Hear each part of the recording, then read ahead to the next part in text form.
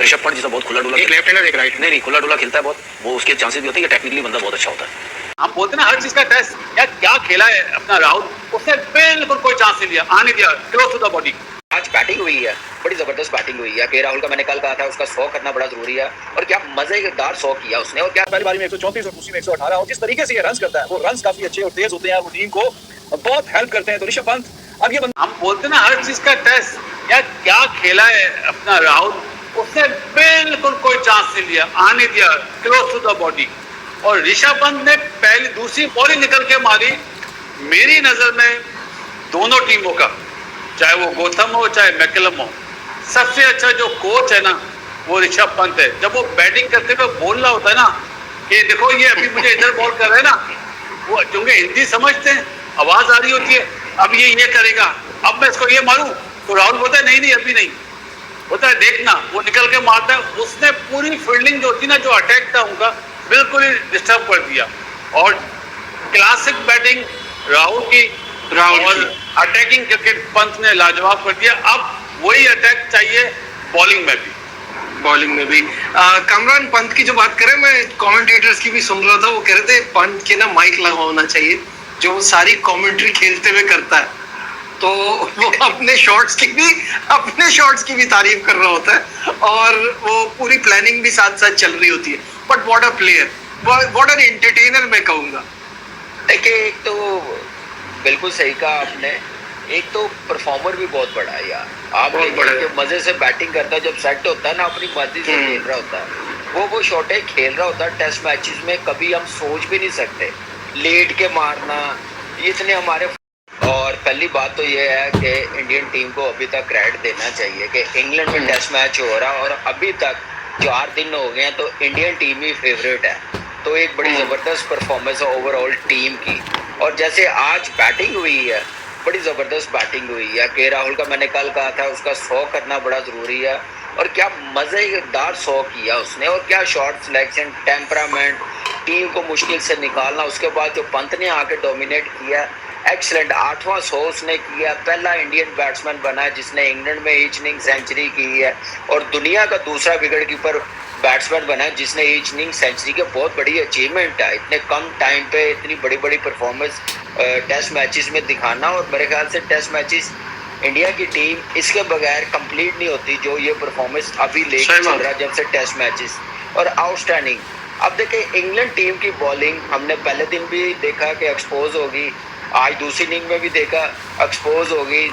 थोड़ा सा फील्डिंग ने इंग्लैंड टीम की तरफ से भी वो सपोर्ट नहीं मिली जैसे इंडियन टीम की बॉलिंग को नहीं मिली। 58 पे जैसे कैच निकला राहुल का, वहाँ पे हो जाता तो शायद इनको 380 और 280 और 290 रन चेज करने पड़ते, लेकिन उसका 100 ले गया। लेकिन एक्सीलेंट परफॉर्मेंस, और इंग्लैंड टीम को अभी तक अंडर प्रेशर करना, ये बड़ी परफॉर्मेंस है इंडियन टीम की तरफ से। और मैं कहता हूँ कि अब जिम्मेदारी, रिस्पॉन्सिबिलिटी बॉलिंग पे आ गया। अब ये बॉलिंग लाइनअप ये ना सोचे कि बुमराह 5 आउट करके दे, अब रिस्पॉन्सिबिलिटी ले सिराज, कृष्णा, शार्दुल ठाकुर, जड्डू, इन पे ज़्यादा जिम्मेदारी है कि ये अब रिस्पॉन्सिबिलिटी ले, कोई 5 आउट करके दे और टेस्ट मैच जितवा। ये टेस्ट मैच चेज भी हो गया, अगर इंडिया ना जीता तो मैं कहता हूँ कि ये इनकी अपना फेलियर होगा। ये मौका बार बार इंग्लैंड टीम नहीं देगी। अब ये मौका आया जीतने का, पूरा दिन ना तो जीते, जीते, बारिश ना हुई तो मुझे लग रहा है कि अभी तक चाहे 1% हो, इंडियन फेवरेट है तो उनको क्रेडिट जरूर देना चाहिए। बिल्कुल सही है बासित भाई। टेस्ट मैच शुरू होने से पहले याद है आपने कहा था कि इंग्लैंड की बैटिंग वर्सेस इंडिया की बॉलिंग। मुझे तो अब ये फील हो रहा है, ये 4 दिन गुजरने के बाद, इट इज दोनों की बॉलिंग, क्योंकि बिल्कुल दोनों की बॉलिंग मुझे बिल्कुल ही फारिग नजर आई। यानी कि एक बुमराह को हटा के, दोनों टीमों में से बुमराह को निकाल दें, तो दोनों की बॉलिंग में मुझे वो डेप्थ नजर नहीं आई, वो फियर्स अग्रेशन नजर नहीं आया। सिर्फ बुमराह आता है, गेम बदल जाता है, उसके बाद सब ऑर्डिनरी लगते हैं। नजीब देखो, मैं इस तरह आपको मतलब बताता हूँ, अभी तक 5 सेंचुरियां बनी है। पोजीशन में 2 किस्म के प्लेयर ज्यादा रन्स करने के चांसेस होते हैं।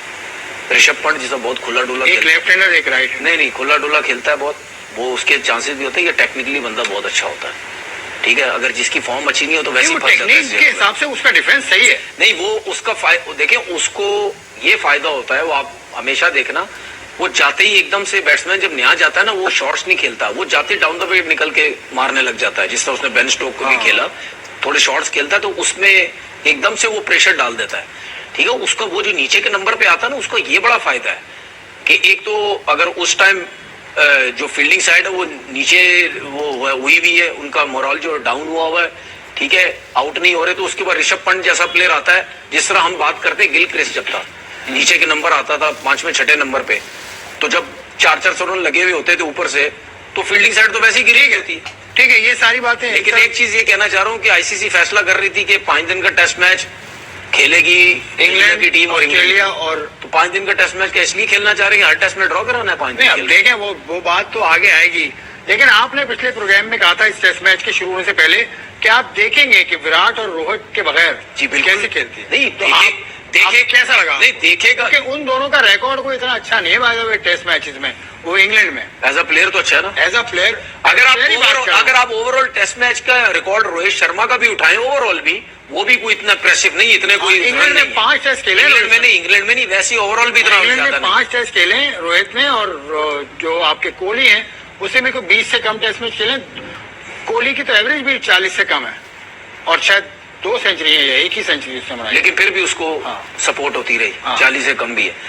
बात यह है कि नाम तो है ना, नाम तो है, जब आपकी टीम से एकदम से बड़े बड़े नाम जब जाते हैं ना। नहीं, आपने ये कहा था कि मैं देखूंगा कि इनके बगैर देखूंगा मतलब 5 सेंचुरी बना दी, देखूंगा मतलब ये मतलब वहां पर ऐसा नहीं होता। देखिए भाई, मेरी बात सुन ले, टीम मेरी बात सुन ले, देखूंगा मतलब ये नहीं है कि जो बाकी वो के राहुल हो गया, ऋषभ पंत हो गया, जायसवाल हो गया, शुभमन गिल हो गया, वो टाइम से खेल रहे हैं भाई, मेरा ये मतलब नहीं था देखूंगा, मेरा मतलब ये था कि देखेंगे अब कि ये दोनों नहीं है तो किस तरीके से इनकी बैटिंग लाइनअप रन्स करती, कहने का मकसद ये था। अच्छा, आप उसका मतलब ये नहीं था ये दोनों जाएंगे तो 100 पे पूरी टीम आउट हो जाएगी। अब सो करना, मतलब first Asian to do so.